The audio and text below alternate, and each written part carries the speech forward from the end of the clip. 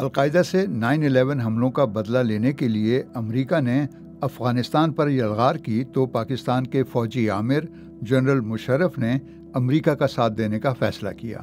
ایک ایسا فیصلہ جس کے فوری اثرات سے خود جنرل مشرف بھی محفوظ نہیں رہے اور دور رس مضمرات کا سامنا تو پاکستان آج بھی کر رہا ہے۔ ایک طاقتور فوج کے انتہائی طاقتور جنرل کو 2 مرتبہ موت کی جھلک دکھلانے والے حملوں کے پیچھے کون تھا؟ صحافی اور محقق وقار مصطفیٰ کی رپورٹ پر مبنی BBC ریڈز کے ساتھ میں عمر آفریدی ہوں۔ آپ سن رہے ہیں BBC ریڈز۔ 14 دسمبر 2003 کو جنرل مشرف کے قافلے کو راولپنڈی میں آرمی ہاؤس جاتے ہوئے جھنڈا چیچی کے قریب ایک پل سے گزرے مشکل سے 30 سیکنڈ ہوئے تھے کہ ایک زوردار دھماکہ ہوا۔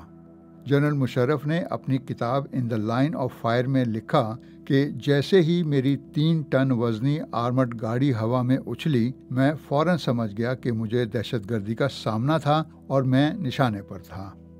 2001 میں القاعدہ کے امریکہ پر حملوں کے بعد افغانستان میں اسامہ بن لادن کو پناہ دینے والی طالبان حکومت کی حمایت ترک کر کے پاکستان نے شدت پسند گروہوں کو سخت مشتعل کر دیا تھا۔ World terrorism an encyclopedia of political violence from ancient times to the post 9/11 era میں جیمز سائمنٹ نے لکھا ہے کہ ورلڈ ٹریڈ سینٹر پر ان حملوں کے بعد پاکستان دہشت گردی کے خلاف جنگ میں امریکہ کا بنیادی اتحادی بن گیا۔ مشرف حکومت نے افغانستان میں القاعدہ اور طالبان کے خلاف امریکی کارروائیوں میں مدد دی۔ اس دوران پاکستان میں دہشت گردی کے واقعات جاری رہے، جن میں امریکی صحافی ڈینیل پرل کا قتل اور اسلام آباد میں ایک چرچ پر حملہ شامل تھا۔ مشرف حکومت نے پاکستان اور متنازع ہمالیائی خطے کشمیر میں کئی شدت پسند تنظیموں پر پابندی عائد کی اور ان کے سینکڑوں کارکنوں کو گرفتار کیا۔ مشرف نے کہا کہ ہماری قوم کے لیے سب سے بڑا خطرہ بیرونی نہیں بلکہ اندرونی ہے۔ یہ خطرہ انتہا پسندوں سے ہے۔ ہمیں ان تمام عناصر کے خلاف پوری قوت سے لڑنا ہوگا۔ دسمبر 2003 کے حملوں سے قبل بھی مشرف پر متعدد بار حملے کیے گئے، جن میں 2002 اور 2003 کے دوران اسلام آباد اور کراچی میں کی جانے والی ناکام کوششیں شامل تھیں۔ جیمز سائمنٹ کے مطابق سن 2003 میں القاعدہ نے پاکستانی حکومت کو کھلے عام دشمن قرار دے دیا اور اس کے بعد دسمبر 2003 میں جنرل مشرف پر 2 قاتلانہ حملے ہوئے۔ پہلے حملے کے بعد مشرف کے مطابق انہوں نے آرمی ہاؤس جا کر اپنی بیوی صاحبہ مشرف کو تسلی دی اور پھر فوراً دوبارہ پل پر واپس آئے کہ پل واقعی چیر کر رکھ دیا گیا تھا۔ اگر دھماکہ 1 سیکنڈ پہلے ہو جاتا تو میری گاڑی عین اس جگہ سے 25 فٹ نیچے گر کر تباہ ہو جاتی۔ اسی شام صاحبہ اور مجھے اسلام آباد کے سرینا ہوٹل میں ایک شادی میں شرکت کرنا تھی۔ ہم لمحہ بھر تذبذب کا شکار نہیں ہوئے، ہم دونوں گئے۔ اس قاتلانہ حملے کی باتیں ابھی لوگوں کی زبان پر تھیں کہ 25 دسمبر 2003 کو ایک اور حملہ ہو گیا۔ اسلام آباد کے کنونشن سینٹر میں ایک کانفرنس سے خطاب کے بعد جنرل مشرف آرمی ہاؤس کے لیے روانہ ہوئے تو قافلہ پہلے سے بھی بڑا تھا اور حفاظتی انتظامات بھی زیادہ سخت۔ مشرف لکھتے ہیں کہ ہم اس پل سے گزرے جو پہلی واردات کے بعد اب بھی زیر مرمت تھا۔ دائیں طرف ایک پیٹرول پمپ تھا جس کے سامنے 2 طرفہ سڑک کے درمیان یو ٹرن کے لیے کھلے راستے پر ایک پولیس والا کھڑا تھا۔ سامنے سے آنے والی ٹریفک روک دی گئی تھی۔ تمام گاڑیاں سیدھی ہماری طرف رخ کیے کھڑی تھیں، مگر ایک سوزوکی وین ترچھی کھڑی تھی جیسے وہ اسی کھلے راستے میں گھس کر ہماری طرف آنا چاہتی ہو۔ یہ نظارہ عجیب لگا تو میں فطری طور پر دائیں کندھے کے پیچھے مڑ کر وین کو دیکھنے لگا۔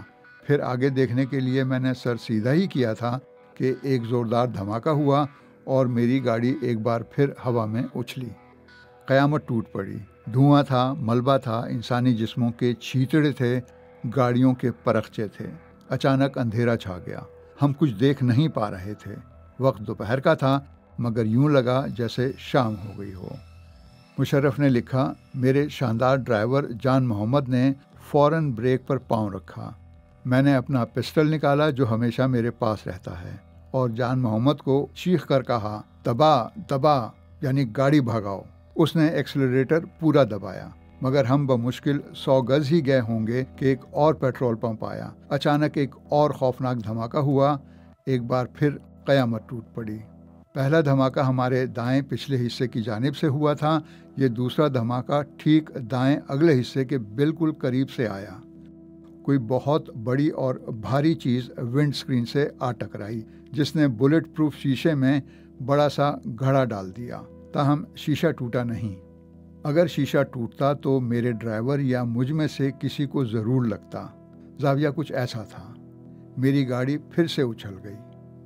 एक बार फिर इंसानी आज़ा, गाड़ियों के हिस्से, मलबा, धुआं, गर्द और बहुत ज़्यादा शोर। फिर अंधेरा छा गया, गहरा अंधेरा। ऐसा लगा जैसे दोपहर में आधी रात उतर आई हो। मुशर्रफ लिखते हैं, मेरी गाड़ी के टायर फट चुके थे। अब हम रिम्स पर चल रहे थे, मगर ऐसी गाड़ियां इस हालत में भी 50-60 किलोमीटर तक चलने के लिए बनाई जाती हैं। जान मोहम्मद ने फिर ब्रेक लगाई और मैंने फिर चीख कर कहा, दबा दबा, एक्सेलरेटर दबाओ, यहाँ से निकलते हैं। गाड़ी हचकोले खाती हुई रिम्स पर चलने लगी। कानों को चीर देने वाला शोर करती हुई हमें आर्मी हाउस तक ले आई।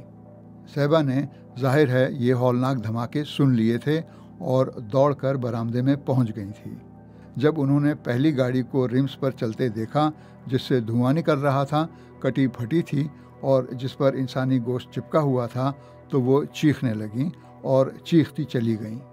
वो मेरी तरफ देख भी नहीं रही थी। भागकर गेट की तरफ दौड़ी।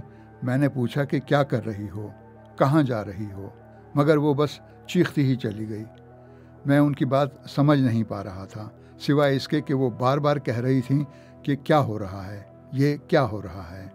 मैं उन्हें घर के अंदर ले गया, उनके साथ बैठा और कहा कि मुझे देखो, मैं ठीक हूँ, सब ठीक है। आखिरकार जब वो पुरसुकून हुई तो मैं बाहर आया। अगली गाड़ी सबसे ज़्यादा तबाह हुई थी, ख़ास तौर पर उसका दायां पिछला दरवाज़ा। वो भी रिम्स पर थी। कोई आम गाड़ी होती तो टुकड़े टुकड़े हो जाती। गाड़ियाँ इंसानी गोश्त और खून से अटी हुई थीं। मेरे पीछे आने वाली स्कॉट कार भी बहुत ख़राब हो चुकी थी। मुशर्रफ ने लिखा कि पहला खुदकुश बमबार सड़क के दरमियान 9 इंच के डिवाइडर से टकराया और पीछे हट गया। शायद उसी ने बमों से लदी गाड़ी को ठंडे इंजन के साथ चलाने की कोशिश की थी। अगर पुलिस ने सामने की ट्रैफिक ना रोकी हुई होती तो खुदा ही जानता है कि कितने और लोग मारे जाते या अपाहज हो जाते। बाद में पता चला कि एक तीसरे खुदकुश बमबार को सामने से हमला करना था, जहां सड़क के दरमियान कोई डिवाइडर नहीं था। किसी वजह से वो सामने नहीं आया। शायद अपने दोनों साथियों का अंजाम देखकर उसके हौसले पस्त हो गए, या उसे लगा कि वो मुझे मार चुके होंगे, लिहाजा वो जान बचाकर भाग गया हो अगले दिन किसी और जगह हमले के लिए। अगर वो अपना काम ना छोड़ता तो वो तकरीबन यकीनी तौर पर मुझे कत्ल करने में कामयाब हो जाता, क्योंकि तब तक मेरी गाड़ी बहुत ख़राब हो चुकी थी और बग़ैर किसी तहफ़्फ़ुज़ के थी। मुशर्रफ की किताब in the line of fire में तहकीकात की तफसील के लिए एक अलग बाब मुख्तस है। उसमें वो बताते हैं कि दूसरे हमले के बाद हमारे पास सिर्फ एक बम से उड़ा सर, अधजला शनाख्ती कार्ड और तबाहशुदा मोबाइल फ़ोन ही सुराख के तौर पर मौजूद थे, लेकिन उन्हीं से हैरत अंगेज़ नताइज निकले। पहले हमले के बाद Rawalpindi core commander lieutenant general Ashfaq Parvez Kayani को तफ्तीश सौंपी गई। पुल पर से फ़ोन के कीपैड का एक टुकड़ा मिला, जो एक चीनी साख्ता तवील फासले के कॉर्डलेस फ़ोन का हिस्सा था। उनके मुताबिक इब्तिदा में कुछ ना मिला। फिर कोयटा कोर कमांडर की इत्तला पर मुश्तरका इंटेलिजेंस कार्रवाई से मुश्ताक गिरफ्तार हुआ, जिसने पूरे मंसूबे की गिरहें खोल दी।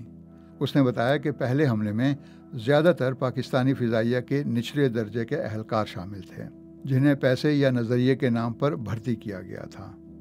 तकरीबन 250 किलोग्राम बारूदी मवाद कई रातों में पुल के नीचे मुंतकिल करके सर्किट बनाया गया था। मुश्ताक ने बारूद को फाड़ा, लेकिन जहां बैठकर उसने ऐसा किया वहां से हमारे काफ़िले की पोजीशन उसे ठीक से नज़र नहीं आ रही थी। यूं गलत जगह चुनने की वजह से हम बच गए। वो 150 से 200 अफराद के एक ऐसे गिरोह के मनसूबा साज निकले जो अफ़गानिस्तान में तालिबान हुकूमत के सरबराह मुल्ला मोहम्मद उमर के हामी थे और अमली ताउन जैश मोहम्मद कर रही थी। 25 دسمبر کو جب خودکش دھماکے ہوئے تو آواز جنرل کیانی کے گھر تک سنی گئی۔ وہ فوراً پہنچے اور علاقے کو بند کیا۔ پولیس اسٹیشن کے صحن سے پہلے خودکش حملہ آور کا اڑا ہوا چہرہ ملا، جسے CMH کے پلاسٹک سرجری نے دوبارہ تیار کیا۔ قریب سے ملا نیم جلا شناختی کارڈ اس سے مکمل طور پر میچ ہو گیا۔ نام محمد جمیل نکلا، پاکستان کے زیر انتظام کشمیر میں راولہ کوٹ کا رہائشی۔ 3:30 تک اس کے گھر پر چھاپے میں اہم مواد ضبط ہو چکا تھا، خاص طور پر اس کی ڈائریاں جن میں کوڈ، نام، پتے اور فون نمبرز درج تھے۔ جمیل کا تعلق ایک شدت پسند تنظیم سے تھا۔ پاکستان کے زیر انتظام کشمیر کے کوٹلی علاقے میں عسکری تربیت حاصل کی تھی اور 2001 میں افغانستان گئے تھے، جہاں 2 سال قید رہے۔ رہا ہو کر لوٹے تو انتہائی تلخ تھے اور افغانستان پر امریکی حملے کا بدلہ لینے کا عزم رکھتے تھے۔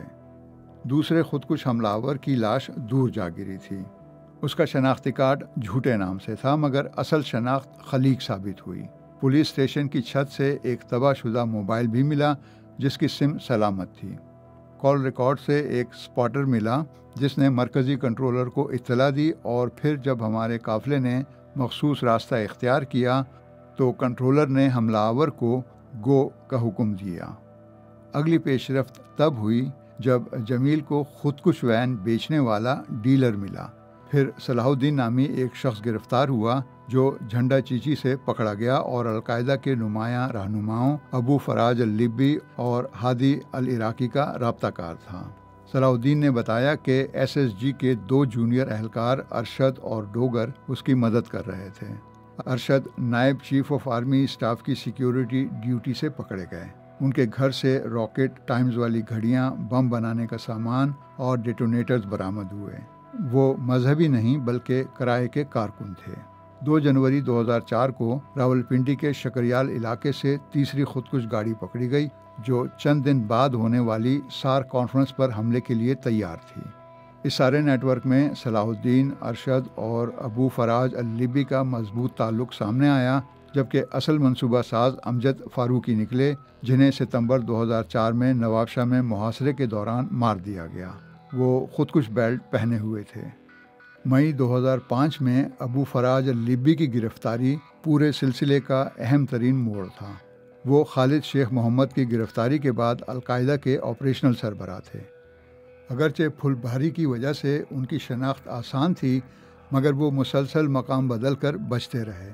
2 بار ایبٹ آباد میں بال بچ نکلے۔ مشرف کے مطابق آخرکار مردان میں ایک آپریشن کیا گیا۔ یہاں 3 اہلکار برقع پہن کر چھپے ہوئے تھے۔ مقررہ وقت پر اللیبی پہنچے اور برقع پوش اہلکاروں نے انہیں پکڑ لیا۔ ان کا محافظ زخمی حالت میں پکڑا گیا، جبکہ موٹر سائیکل سوار فرار ہو گیا۔ مشرف لکھتے ہیں کہ امریکی جنرل جان ابی زید اور صدر جارج بش کو میں نے ذاتی طور پر اس گرفتاری کی اطلاع دی، جسے وہ انتہائی اہم کامیابی سمجھتے تھے۔ فاروقی کی ہلاکت اور اللیبی کی گرفتاری کے بعد 25 دسمبر کے حملے کا پورا نیٹ ورک بے نقاب ہو گیا۔ چند چھوٹے کردار باقی تھے۔ جنرل کیانی نے کیس منطقی انجام تک پہنچایا۔ وہ اس وقت DG ISI بن چکے تھے۔ مشرف لکھتے ہیں کہ پہلے حملے میں کلیدی کردار مشتاق 25 نومبر 2004 کو پاکستانی فضائیہ کے راولپنڈی بیس میں کمزور حفاظتی انتظامات کا فائدہ اٹھا کر غسل کے بہانے فرار ہو گئے۔ یہ کوئی عام جیل نہیں تھی بلکہ ایئر بیس تھا جہاں سیکیورٹی ڈھیلی تھی۔ مشتاق نے ڈیوٹی پر موجود گارڈ سے کہا کہ انہیں نہانا ہے۔ جب وہ نہا کر باہر نکلے تو دیکھا کہ گارڈ سو رہا ہے۔ وہ ایک ایسی گیلری میں تھے جہاں ایئر فورس کے ٹیکنیشین اپنی اوور آل اتار کر رکھتے تھے۔ مشتاق نے ایک اوور آل پہنی اور سوئے ہوئے گارڈ کے پاس سے گزر کر ایک کھڑکی کے راستے باہر نکل گئے۔ پاکستان ایئر فورس کی وردی میں ہونے کی وجہ سے وہ مرکزی گیٹ پر موجود گارڈز کو بھی دھوکہ دینے میں کامیاب ہو گئے، جنہیں اندازہ ہی نہ ہوا کہ ان کا ایک اہم ترین قیدی یوں فرار ہو رہا ہے۔ جلد اور خاموشی سے نکلنے کے لیے مشتاق نے ایئر فورس کی وردی پہنے ہوئے ایک سائیکل سوار سے کہا کہ انہیں بس اڈے پر چھوڑ دیں۔ وہاں سے وہ پشاور چلے گئے۔ پشاور پہنچ کر انہوں نے مبشر نامی شخص کو فون کیا، جنہوں نے اسے نور جہاں نامی ایک آدمی کے پاس بھیجا، جہاں وہ جنوری 2005 تک رہے۔ پشاور سے مشتاق لاہور گئے اور مبشر کے کزن سے ملے، جنہوں نے انہیں مشورہ دیا کہ وہ قریبی قصبے بھائی پھیرو میں نوخیز اور جاوید نامی 2 بھائیوں کے پولٹری فارم پر کام کر لیں۔ مشتاق نے انہیں بتایا کہ خفیہ ادارے ان کی تلاش میں ہیں۔ کچھ عرصے بعد وہ کلیم نامی شخص سے ملے اور دونوں نے اسلام آباد میں غیر ملکیوں کو نشانہ بنانے پر گفتگو کی، بلکہ کچھ منصوبہ بندی بھی شروع کر دی۔ اس کے بعد مشتاق نے رخ بدل لیا۔ وہ نوخیز اور مبشر کے ساتھ مل کر اسلام آباد ہائی وے کے علاقے میں میری ایک اور ٹارگیٹڈ ہلاکت کی منصوبہ بندی کرنے لگے۔ مشرف لکھتے ہیں کہ تمام انتظامات کر لیے گئے تھے اور مشتاق 19 اپریل 2005 کو لاہور سے اسلام آباد روانہ ہوئے تاکہ 20 اپریل کو حملہ کریں، مگر ISI ان کے تعاقب میں تھی۔ ISI نے 3 نمبر اور 3 پتے خصوصی طور پر زیر توجہ رکھے تھے: کراچی میں مشتاق کی والدہ کا نمبر، گجرات میں اس کی گرل فرینڈ کا نمبر اور پشاور میں مبشر کا نمبر۔ مشرف لکھتے ہیں کہ پشاور پہنچتے ہی جب انہوں نے پہلی کال مبشر کو کی تھی تو ہم ابھی اس کے پیچھے نہیں تھے، لیکن تقریباً 4 ہفتے بعد جب انہوں نے پشاور کے قریب باڑہ کے ایک پبلک کال آفس سے اپنی ماں کو فون کیا تو ہمیں معلوم ہو گیا کہ وہ وہاں موجود ہیں۔ چند دن بعد انہوں نے گجرات میں اپنی گرل فرینڈ کو فون پر خوشی سے بتایا کہ میں فرار ہو گیا ہوں اور وہ مجھے دوبارہ کبھی نہیں پکڑ سکیں گے۔ ان کی گرل فرینڈ نے انہیں بتایا کہ وہ انہیں بھول کر کسی اور کے ساتھ تعلق بنا چکی ہے۔ مشتاق طیش میں آ گئے اور دھمکی دی کہ وہ فوراً گجرات آ کر اپنے رقیب کو قتل کر دیں گے، لیکن وہ گجرات نہیں گئے اور پشاور میں ہی رہے۔ بعد میں لاہور اور پھر جنوری 2005 میں بھائی پھیرو چلے گئے۔ اب تک ISI کے پاس ان کا موبائل نمبر، ان کی سمز کے کوڈز اور فون کا سراغ بھی تھا۔ ان 2 کالز کے بعد ISI نے مشتاق کی نقل و حرکت اور پشاور میں ان کے ساتھیوں کے متعلق تفصیلات معلوم کر لیں۔ مشتاق بار بار سم بدلتے رہے، پھر وہ مختلف لوگوں کے لیے مختلف سمیں استعمال کرنے لگے، جن میں گجرات والی گرل فرینڈ بھی شامل تھی۔ ISI یہ سب جان چکی تھی اور ان کے پیچھے تھی۔ جب وہ لاہور سے اسلام آباد کے لیے نکلے، وہ سالم انٹرچینج پر پکڑے گئے۔ وہ بس کی آخری نشست پر گہری نیند میں تھے اور ان کی جیب میں موبائل فون آن حالت میں تھا۔ جب ISI کے افسر نے ان سے ان کی شناخت پوچھی تو مشتاق نے جواب دیا، آپ لوگ اچھی طرح جانتے ہیں کہ میں کون ہوں۔ 14 اور 25 دسمبر 2003 حملوں کے الزام میں کل 16 افراد کو گرفتار کیا گیا تھا۔ ان میں سے 2 کا تعلق فوج جبکہ 6 کا فضائیہ سے تھا، دیگر افراد سویلین تھے۔ جیمز سائمنڈ کے مطابق اس کے بعد مشرف نے عسکریت پسندوں کے خلاف کارروائیاں تیز کیں اور فاٹا و بلوچستان میں آپریشن کیا۔ سن 2004 میں پاک فوج نے جنوبی وزیرستان میں القاعدہ کے ٹھکانوں کے خلاف بھرپور کارروائی کی، مگر یہ قدم سیاسی مذاکرات اور معاشی ترقی کے وعدوں کے ساتھ جوڑا گیا تاکہ خطے کے ناراض قبائل کو ساتھ رکھا جا سکے۔ جیمز واٹن برانٹ اپنی کتاب a brief history of Pakistan میں لکھتے ہیں کہ ان حملوں کے باوجود مشرف اپنے راستے پر قائم رہے۔ ان کی کوششوں کے صلے میں انہیں امریکہ سے اقتصادی اور فوجی امداد ملی، جن میں امریکی اقتصادی پابندیوں کا خاتمہ، غیر ملکی امداد میں اضافہ اور پاکستان کے بیرونی قرضوں کے 1/3 سے زیادہ حصے کی معافی یا اس کی دوبارہ شیڈیولنگ شامل تھی۔ براہ راست غیر ملکی سرمایہ کاری میں بھی اضافہ ہوا۔ نقد رقوم کی آمد نے حکومت کو اپنے مالی معاملات بہتر بنانے، معاشی ترقی بڑھانے اور ہتھیار خریدنے میں مدد دی۔ اندرونی محاصل جمع کرنے کا نظام بھی بہتر ہوا اور خسارے کم ہوئے۔ مہنگائی میں جو کئی سالوں سے 2 حصوں میں چل رہی تھی، کمی واقع ہوئی۔ BBC ریڈز BBC ریڈز کے ذریعے ہماری یہی کوشش ہے کہ BBC اردو کی ویب سائٹ کی وہ سٹوریز جن میں آڈینس کی دلچسپی زیادہ نظر آتی ہے انہیں اور بھی زیادہ لوگوں تک کیوں نہ پہنچایا جائے۔ تو ہم پڑھیں اور آپ سنیے اور اپنے دوستوں اور ساتھیوں کو بھی سنائیے۔